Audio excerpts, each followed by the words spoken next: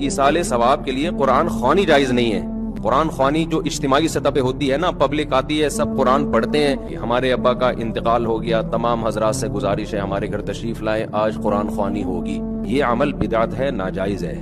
جمعرات کے دن 10 بجے ہم نے اپنے بچے کی قرآن خوانی، جس کو ختم شریف ہماری یہاں کے اس میں ماحول میں بولا جاتا ہے، تو جمعرات کو انشاءاللہ اس مسجد میں ہم اپنے بچے کے لیے قرآن خوانی اور دعا کا اہتمام کریں گے۔ السلام علیکم ورحمۃ اللہ وبرکاتہ۔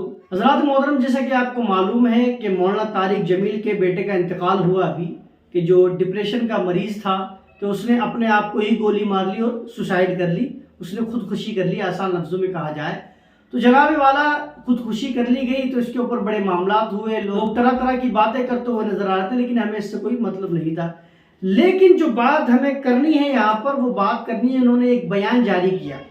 بیان یہ جاری کیا جناب والا، انہوں نے ایک اعلان کیا جس دن ان کے بیٹے کا انتقال ہوا، غالباً دفنانے کے بعد انہوں نے یہ اعلان کیا کہ ہم جناب والا اپنے بیٹے کی فاتحہ کریں گے، قرآن خوانی کروائیں گے، ختم شریف جسے کروائیں گے، وہ اپنے لفظوں کے اندر کہہ رہے ہیں۔ اب جناب والا جب یہ بات انہوں نے کہی اور جب یہ ویڈیو سوشل میڈیا پہ آؤٹ ہوئی تو طرح طرح کی بات ہونے لگی۔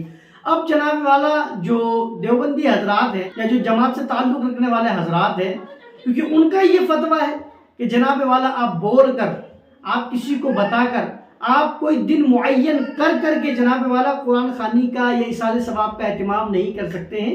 ہاں ایسا کر سکتے ہیں کہ جناب والا گھر میں بیٹھے ہوئے تھے اور جناب والا قرآن خوانی ہونے لگی، تلاوت ہونے لگی، تو اس کا ایصال ثواب آپ کر سکتے ہیں۔ تو ہم تو اس کے اوپر بولنا نہیں چاہ رہے تھے، لیکن جناب والا بات یہ ہوئی کہ الٹا چور کوتوال کو ڈانٹے، لوگ ہمارے اوپر ہی طنز کرتے ہوئے نظر آ رہے ہیں، تو میں نے سوچا کہ اس کے اوپر بات کرنا ضروری ہے۔ جناب والا دیکھیے، ہمارے نزدیک تو بلا شک و شبہ، چاہے تیجا ہو، چاہے 10واں ہو، چاہے 20واں ہو، چاہے 30واں ہو، چاہے 40واں ہو، چاہے چھمائی ہو، چاہے سالانہ فاتحہ کا اہتمام ہو، ہمارے یہاں تو جائز ہے، اور جناب والا ایصال ثواب کا کام ہے، بہت اچھا کام ہے، کرنا چاہیے۔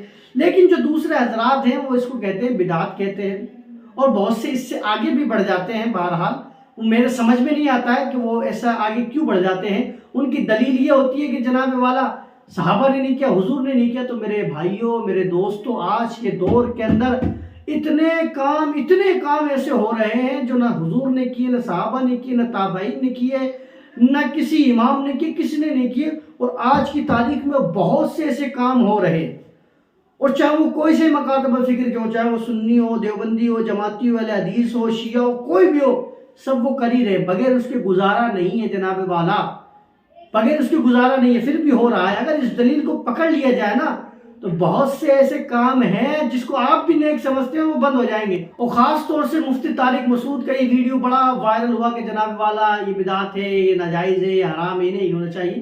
تو میں مفتی طارق مسعود سے یہ کہنا چاہوں گا کہ آپ پھر باتیں کرتے ہوئے نظر آ رہے ہیں، تو اب آپ جناب والا مولانا طارق جمیل کے اوپر فتویٰ لگائیے، کیونکہ مولانا طارق جمیل جناب والا آپ کی جماعت کے اندر چھوٹی موٹی شخصیت نہیں ہے۔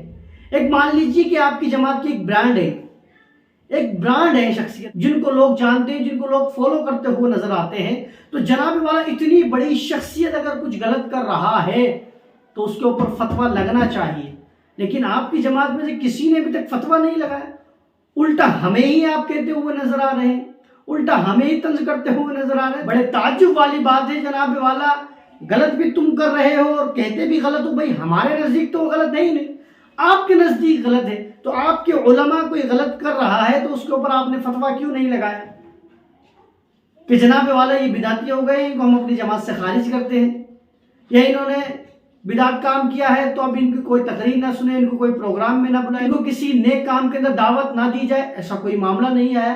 تو جناب والا اگر آپ اپنی جماعت کے علماء کے اوپر اس بات کے اوپر فتویٰ نہیں لگا سکتے ہیں تو یاد رکھنا آج کے بعد آپ کے اندر یہ ہمت نہیں ہونی چاہیے کہ آپ پھر اہل سنت والجماعت کے اوپر فتوے لگائیں والے، چونکہ آپ اگر اپنے مذہب میں سچے ہیں تو آپ کو چاہیے کہ جناب والا ان پہ فتویٰ لگوائے، یا تو آپ خود ان پہ فتویٰ لگائیں یا کسی سے لگوائیں کہ جناب والا یہ انہوں نے غلط کیا ہے، ان سے توبہ کرنا چاہیے۔ اور پھر چاہیے مولانا طارق جمیل کو جناب والا کہ وہ ویڈیو بنائے اور اپنا توبہ نامہ دنیا کے سامنے ظاہر کرے کہ جناب والا میں توبہ کرتا ہوں کہ میں نے یہ غلط کام کیا. اچھا یہ کام جو انہوں نے کیا ہے تو کوئی اکیلے تھوڑی کیا ہے بھائی. ایک بات ہے کہ جو عوام ہوتی ہے ان کے دوست عوام ہوتی ہے, جو عالم ہوتے ہیں ان کے دوست عالم ہی ہوتے ہیں, جو ان کے ساتھی ہوتے ہیں, جو ان کے سنگی ہوتے ہیں وہ مولانا حضرات یہ ہوتے ہیں. تو جناب والا وہ اکیلے ہی نہیں کر رہے ہیں بلکہ پوری جماعت کو لے کر ایک کام کر رہے ہیں. تو پھر مولانا طارق جمیل پر ہی نہیں جناب والا پوری جماعت کے اوپر فتویٰ لگے گا جو اس قرآن کہانی کے اندر شریک ہوئے ہیں.